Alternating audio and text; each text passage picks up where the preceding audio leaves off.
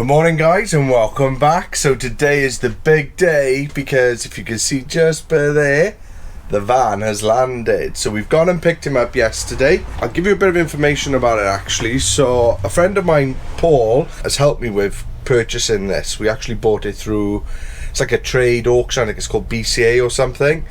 But to start with, the van cost, in total, it's cost me £8,290.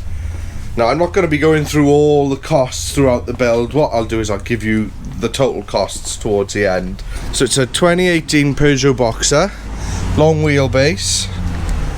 Now, the one thing I did like about the sort of Ducato Boxer series is that on the long wheelbases, they're not quite as long as the Sprinters and Crafters, but they're a bit bigger than sort of the medium wheelbases on the Sprinters and Crafters, but they're a lot boxier on the side, so you just get that little bit more space there. But anyway, back to the van. We've got a 2018 plate. Now, there's a couple of things I need to do some work on. So the two wing mirrors, you can just see that one there, and I think the other one as well, yeah, has got some damage on it. So I have ordered two brand new wing mirrors. They're due to come on Monday, so we'll get those replaced. There's a bit of a dent on this plastic trim here. I don't know if the light's picking it up very well. What I'm gonna do is I'm gonna put a hairdryer or a heat gun on it and see if we can just pop it out. If not, we'll replace it. I found one on eBay, I think it was about 38 quid. It was quite cheap. Right, so the van itself, let's have a look inside here. She's pretty clean, to be fair. This Boxer is a professional, and it was good because it does come with a nice few sort of extras on it. So you've got air conditioning, we've got the cruise control, electric windows, electric wing mirrors, but we've also got, this is sat nav and it's touchscreen, so that will be quite handy. Got obviously the bulkhead here, that'll be coming out later today. Two bad points in here. One is the rip seat here. So what I'm gonna do is any of the sort of flappy bits I'm gonna cut off, and we're gonna buy some like the custom made seat covers, the ones that are specifically for these seats, and I'm gonna not stitch them in, but I'm gonna tack them in with some stitches. That will sort that problem out. And then the other problem, which I've noticed on every single Ducato and Boxer I've looked at, they've all had this one problem. Now bear in mind, this van's only 5 years old. It's got 102,000 miles on the clock, and it's from I think it was from a lease company.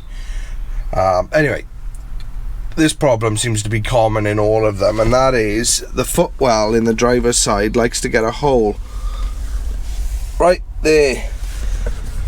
So what I'm gonna do is I'm gonna hoover it out, like those holes, clean it all up, and then I'm gonna do a black silicone inside it, smooth it off, let that harden, and then we're gonna put again like a tailored mat all in the front cab, and that will then just protect that for the future as well.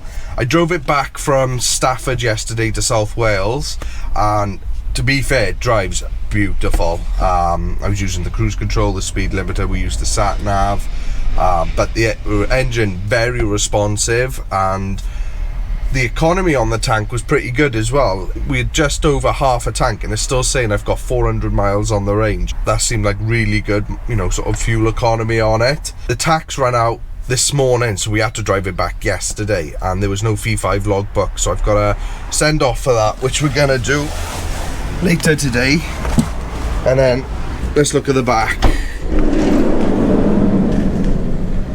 I think I'm going to take you through the back way so we can get some more light in here. And this is the back, so it's pretty clean.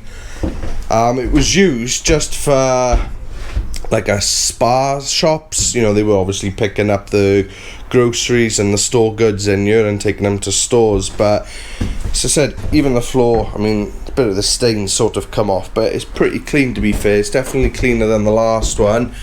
You can see it's all nice and clean. What's that? Free hoodie up there. So yeah, lovely and clean, to be fair. So obviously all this ply is going to be coming out. The bulkhead is coming out. With regards to the front seats, the driver's seat I'm going to leave as is. The bench seat, I'm either going to put a swivel on it, or I'm looking to see if I can sort of convert that to a single seat, and we'll also put a swivel on it as well, because I think that'll just open up the front area a little bit. Workshop is just looking a bit busy at the moment, so I need to order this shed. I keep saying I'm going to order it and I've just been too busy to do it, so we're going to look at the shed later. So I want to get all this out. It's just too much stuff in my way. My friend who went and got the van for me, it's the one who I just helped convert his Sprinter, and he's given me some spare PII board, bit of ply. He's also given me a brand new, I think it's a Thetford gas oven, and that's in there. Yeah, brand new Thetford gas oven, so that was nice. Thank you very much, Paul. And he's given me some sort of plumbing bits and some other odds and ends. So that's enough waffling, let's go get this van empty. First job is get this bulkhead out. I've got my impact driver and a 10mm socket inside. Let's do this.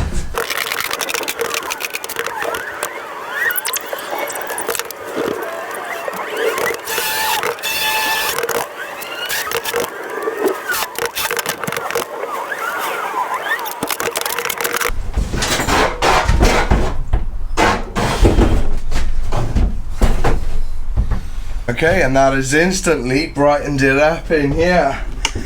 So, bulkhead out. I got a local scrappy guy who collects metal. He'll come and pick that up off me later. Right, now that the bulkhead is out, it's time to do the ply. But I did just notice something else as well. I didn't notice it yesterday, but the van has also got reverse sensors on it. I didn't come back far enough on the drive yesterday, so I didn't hear it, so I'll test them out later. But yeah, let's get this ply out. Right, that's all the ply out. Now, to be fair, what a clean van. So much nicer than the Crafter was. The Crafter had loads of muck all down here, all in the bottom there. And yeah, this has come up pretty nice, to be fair. So yeah, so I think what I'm going to do now, because I haven't ordered any of the windows or anything yet, is to get some of the sound deadening on these upper panels. Might even get them on the lower panels as well. I'm not going to do any of the middle ones because I haven't exactly decided what windows are going in at the moment. I think my initial plan was to put one in the slide-in door, which has an opener on it, and then one on the same side at the rear, just by here, sort of one of the long narrow ones, and that's it. I found the ones at the rear on the back doors we never used or looked out of, and it was just another place for condensation to accumulate, but it was also an area where, you know, you're gonna have heat loss. So I think 2 skylights, window there, the bed's there, bench seat up here, kitchen there. So I think, yeah, that'll be quite good light with the 2 skylights. Right, that's the sound deadening done. Let's have a look. Done here on the bottom, all along here. No, I'm not putting a window here. We said earlier we're just going to do a window in the sliding door and another one sort of above the bed. So remember, the bed on this is going widthways, so we're going to cut these out. And again, you'll notice there's no sound deadening here, and that's because I'm going to be doing the thicker, I think it's 8mm dodo matting. So what I do is I'd actually do 2 layers across both sides, and that will provide both sound deadening and insulation. So I've just ordered the windows, and the company we normally get them from is Camper Glass, but I wasn't too impressed with the quality on those, to be honest. So this time we've tried someone else, and I'll mention it later on when they come. But we fitted them previously on a Sprinter. My mate was telling me about them, and they come with built-in fly-bout blinds. So you've got the window opener on both the windows, but you've also got then a separate sort of slider which contains the fly screen, which I think is great, because that was a problem we had in the Crafter on the rear ones. It's like all the mosquitoes and that were coming in. So they've been ordered. I've got to go and order the 2 skylights. I think, again, to keep the price down, most people will put a max fan on the front, but I think what I'm going to do is I'm going to put just 2 normal skylights in, and both of those have got lights on them. But what I'll do is, for the front one, is I'll run a slightly thicker cable, so if this wants to be sort of changed to a max fan later on, then that power supply is there to do that. Unless obviously someone buys the van beforehand and that's what they want, and that's what I'll do. But for now, I'm just going to be putting in 2 max air skylights, get the windows in. I think next job will be cut these out, get those lined in the Dodo lining, and I think we can start looking at maybe running some cabling. So I think where the bench seat is going here, I think because the battery for the vehicle I believe is in the floor just underneath the seats down there, that's going to keep it nice and close. Now going back to our last video, yeah, a lot of people liked layout 1. In fact, that was the clear winner, to be fair, guys, and I do like that layout, but we're going to tweak it a little bit. So rather than do a bench across here, because the kitchen is also going to be coming out a little bit past the doorway, sort of here, so what I'm going to do is run the bench in this corner here down. I'm going to see if I can change this for a single seat and then put that on a swivel, because that will then open up the middle here. Now I know it can be done, it's just whether or not I can find a single seat, get it here, get this one taken out, put that one in. I think that would open that up quite nicely, and it would just allow the people up front to be able to come through. But I'll have to put that one then on a swivel just to give that extra little bit of seating. So I said you'll easily have 2-3 sat on the bench down here, but you'll just get that extra seat there then as well. Now the other thing we talked about in the last video was the shower, and to be fair, everyone commented on it and it was a good 50-50. You know, I understand there's good reason to have one, and then there's a lot of people who simply don't use them, but as quite a few of you said, it's better to have it, not need it, than need it and not have it, which does change things up a little bit, because it means I've now got to do like a wet room, which is fine. And then the second thing is I've now got to have hot water. Now this is going to have gas on you. I don't plan on putting refillable gas system on you. Again, it can be done if someone orders it and wants it. So what I was going to do is do a gas locker at the rear. I've got a couple of full Cala gas bottles in the workshop there. So I was going to do a diesel heater for the heating, but I think I'm going to look at a combi boiler for the heater and hot water, so like the Truma style. Again, does bump up the price, but I'm going to have a look on the market and see if there's another option, and I'll keep you updated on that, because that's how we're going to have to get the hot water and cold water. That's also going to mean as well, I was going to do a 20 litre like fresh water tank under the sink with a waste tank, but it now means we're going to have sort of mounted underneath tanks, which isn't a bad thing. You're going to have more water, it means you can go off grid for longer. As I mentioned in the last video, we're having lithium on here, so we got 175 watts of solar going on top with an MPPT controller. Sorry for the sirens, we live right by an ambulance station. Come on, bug it off. So yes, as I mentioned before, we're having 175 watts of solar on the roof coming down to an MPPT controller, which will go into the lithium. I'm going to put in, I think, a 40 amp DC to DC as well. So the system will definitely allow for off-grid. So I guess for having the shower and the extra water is just going to mean you can stay off-grid a bit longer. Okay, so what I've done now is I've just taken out the center support stiles for here, and they were just held in like this one. See how they got like little weld tacks? There's 2 on the bottom and 2 on the top, and then you have like this foam stuff that sort of fixes it then in the middle, but you can see where it was foamed there's no paint, which on the Crafter it was, so obviously they stick these on before this gets sprayed. So what I've done is I've sanded it, just wash the whole panel down with like a degreaser, and we'll get some treatment on these now, all that area, both sides, because it's the same over here as well.